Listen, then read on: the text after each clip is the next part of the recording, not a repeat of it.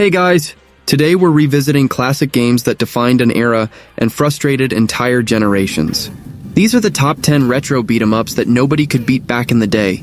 Games we loved to hate and hated to love.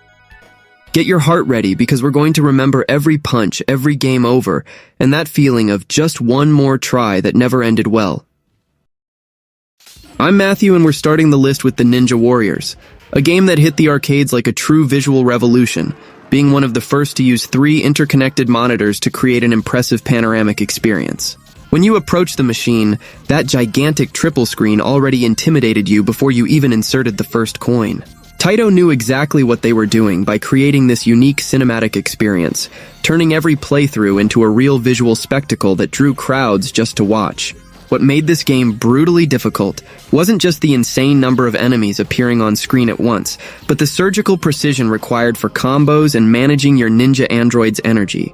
Each character, Ninja, Kunoichi, and Kamaitachi, had completely different movements, and mastering their peculiarities was like learning 3 distinct games. The game's physics were unforgiving. A single timing error could result in a cascade of damage that drained your health bar faster than you could process what was happening. The game's progressive damage system was cruel in an almost sadistic way. Your androids literally fell apart visually as they took hits, losing body parts and having their fighting ability drastically reduced. Seeing your favorite ninja fighting with just one arm while sparks flew from their exposed circuits was both epic and depressing. This constant visual degradation created additional psychological pressure, making you feel every hit almost physically. The cruel truth about the Ninja Warriors is that it was specifically designed to be a coin eater. Every death felt unfair, every continue felt necessary, and the feeling of "this time I'll make it" was irresistible.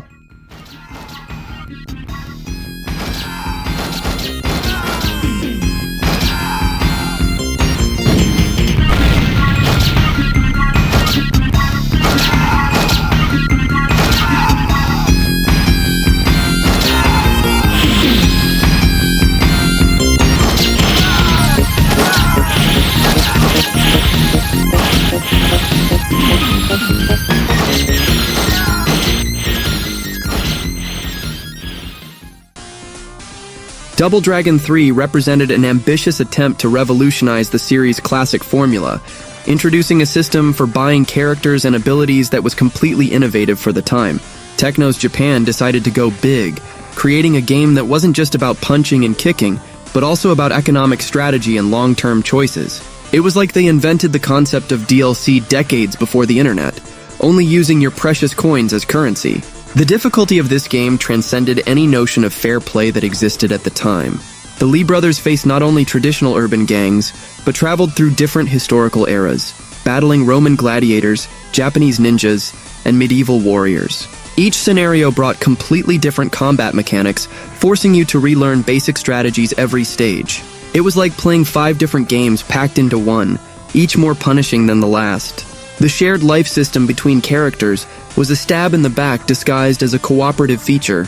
When you died, your partner automatically took over, but with a reduced energy bar. This created desperate situations where 2 experienced players could spend an entire stage alternating deaths in a macabre dance of resurrections that drained coins like a bloodletting. The psychological pressure of not disappointing your partner added an extra layer of stress that few games could replicate. The bosses in Double Dragon 3 were true studies in sadistic design. Each one had attack patterns that seemed created by someone who deeply hated players. The Roman Cleon with his unpredictable aerial attacks and the Japanese Yagyu Ranzu with his teleportation ability could end a promising playthrough in seconds.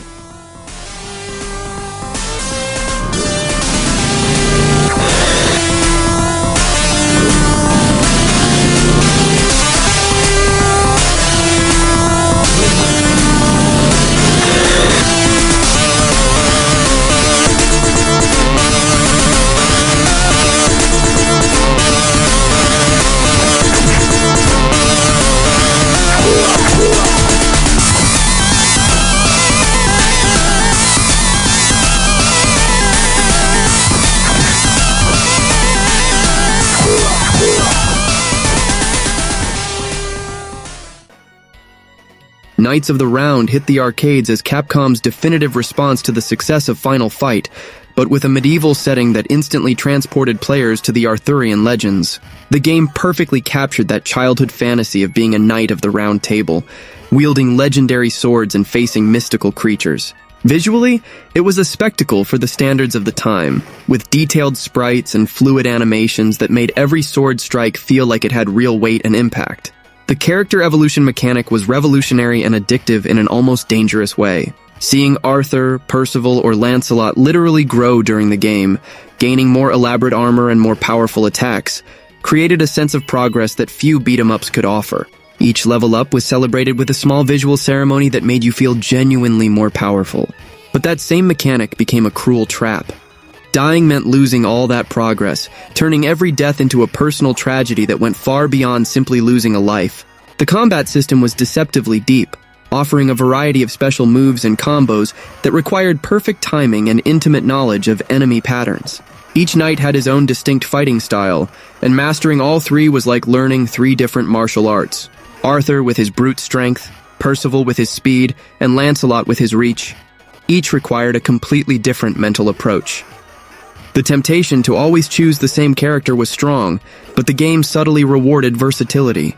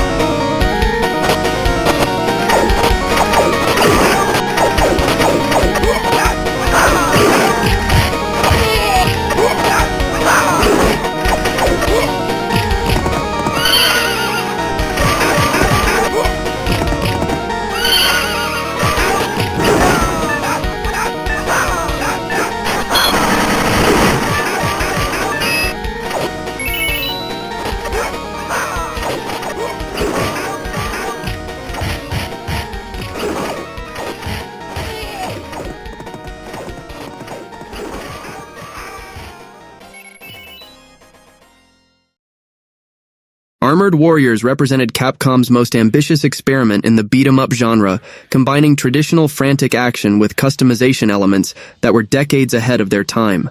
Piloting giant mechs through post-apocalyptic scenarios was every sci-fi fan's dream, and the game delivered that fantasy with a visual quality that still impresses today.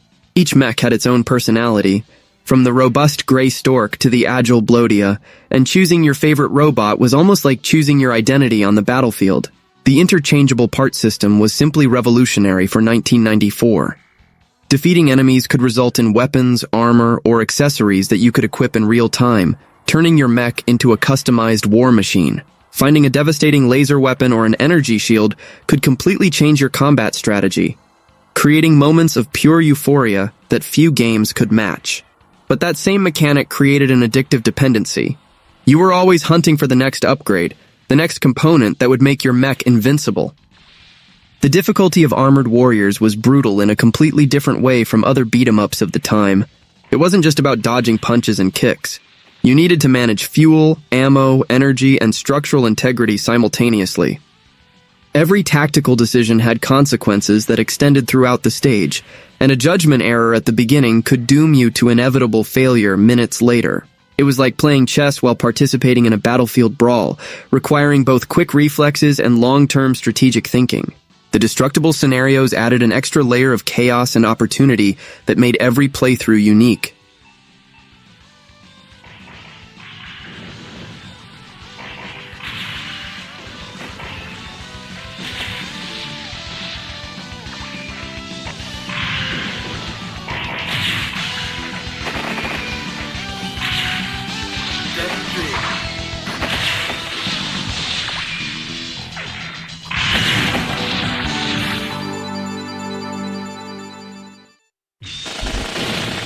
Enemy approaching.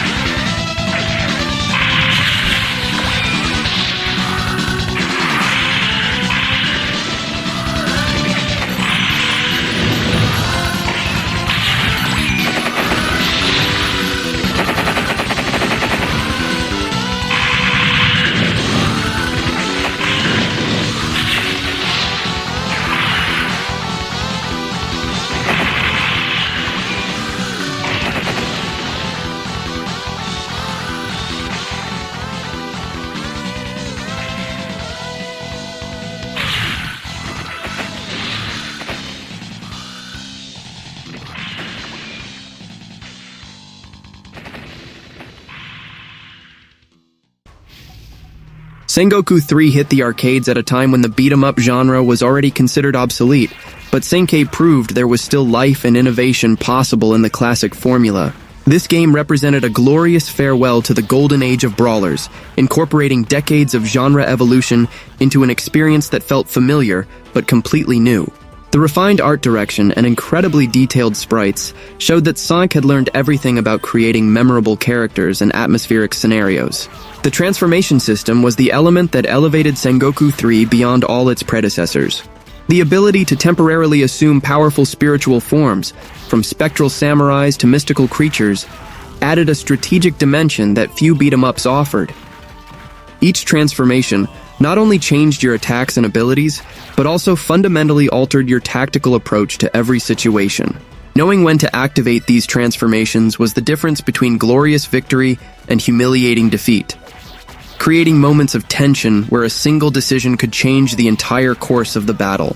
The visual presentation of Sengoku 3 was simply stunning, with a color palette that perfectly captured the supernatural atmosphere of feudal Japan. Each stage was a work of art in motion, from haunted temples to mystical forests, all rendered with a level of detail that made you want to pause the game just to admire the landscape. The particle effects were particularly impressive, with fire, ice, and spiritual energy creating visual fireworks that turned every combat into a pyrotechnic display. The cruelest aspect of Sengoku 3 was how it arrived too late to receive the recognition it deserved. In 2001, arcades were in decline, and few players had the opportunity to experience this masterpiece.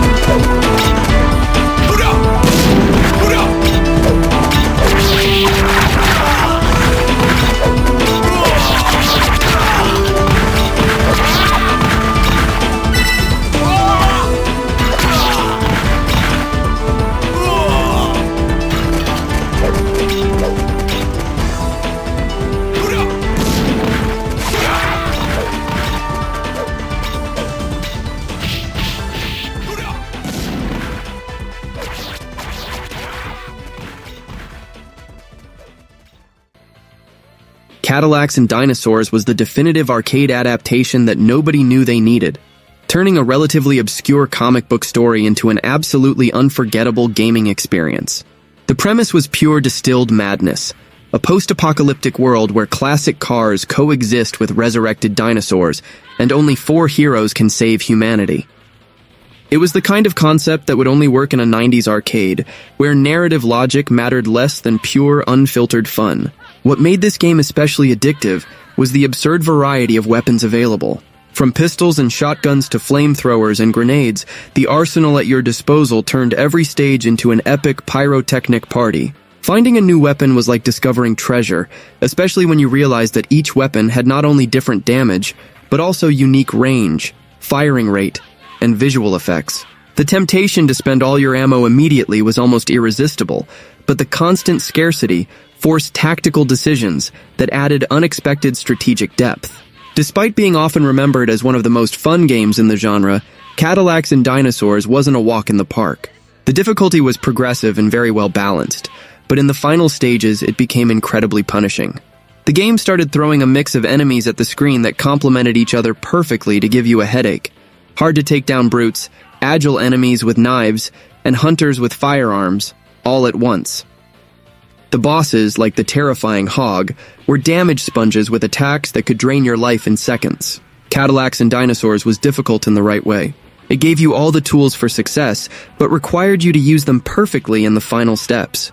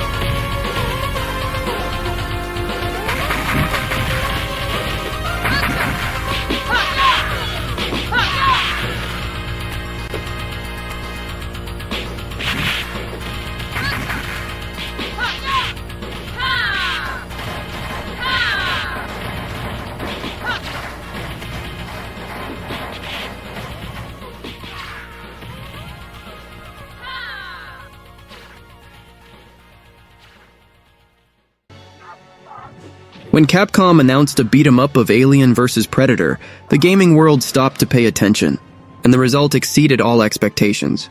This game was a sensory overload.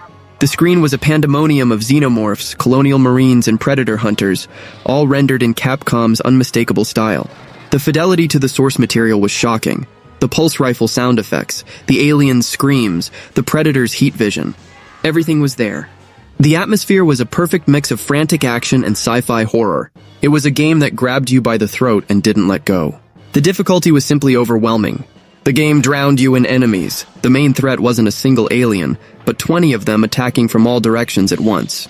There was a huge variety of xenomorphs. The basic drones, the stronger warriors, the stalkers that came out of the ground, and the fearsome crushers that were like war tanks. Surviving required constant movement, efficient use of weapons, and careful management of your special attacks, which cleared the screen but consumed life. The bosses, like the Alien Queen, were epic and extremely exhausting battles that could devour multiple coins in a single attempt. This is, without a doubt, one of my favorite arcade games of all time. The feeling of power when firing the smart gun and seeing dozens of aliens explode was incomparable. I loved playing with Lin Kurosawa. Her agile fighting style and her pistol made her an incredibly fun and effective character, but I never ever managed to beat this game with few coins. It was impossible. The screen got so chaotic, so full of dangers that damage was inevitable. It was a game made to be played with 2 more people, where the chaos became manageable through teamwork.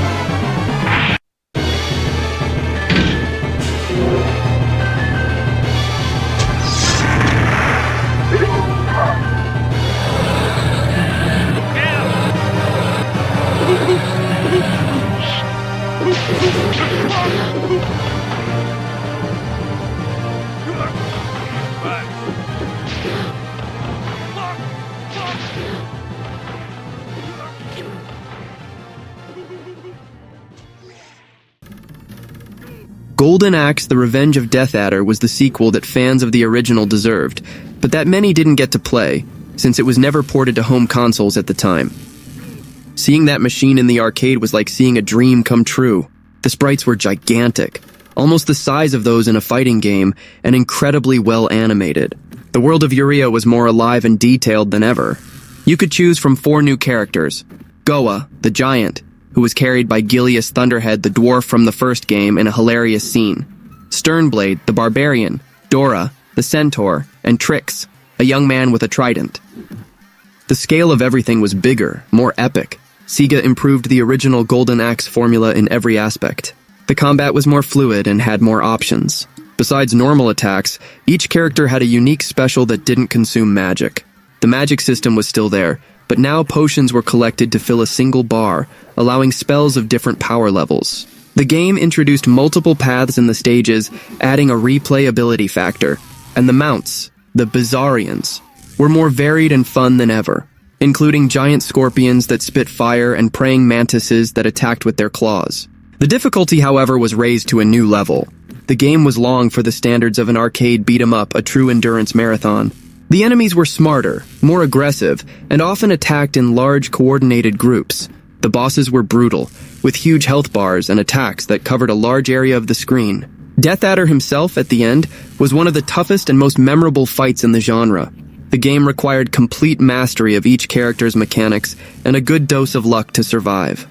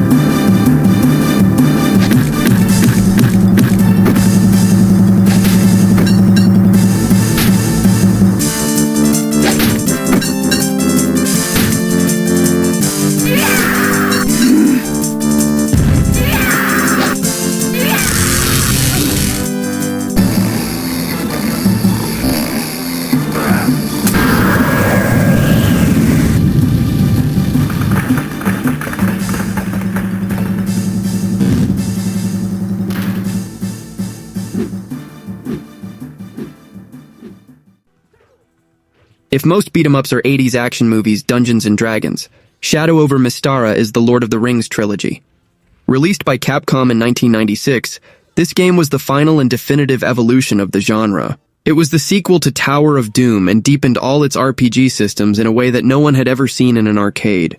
The presentation was sublime, with beautiful fantasy art, detailed animations, and an orchestral soundtrack that transported you to the world of D&D. Choosing your character, warrior, cleric, elf, dwarf, wizard, or thief, was just the beginning of an incredibly complex journey. What made this game a technical masterpiece was its depth. Each character had a vast inventory, sub-weapons, magic rings, and a spellbook for casters that could be accessed through a circular menu system. The combat was much more than just punching. There were combos, slide attacks, blocks, parries, and special techniques. The game was full of secrets, multiple paths, optional bosses, and different endings. Cooperation between players wasn't just recommended, it was essential. The cleric healing the warrior, the thief opening chests, the wizard casting devastating spells. It was tabletop RPG coming to life on screen. Dungeons & Dragons Shadow over Mystara was almost impossible to beat, not because it was unfair, but because it was incredibly demanding. It required the player to invest time to understand its deep and complex mechanics. It was a game that was way ahead of its time, offering a rich, layered experience that went far beyond traditional brawling. Few had the dedication and the money to uncover all its secrets and reach the end, but those who did had one of the most memorable experiences the arcades ever provided.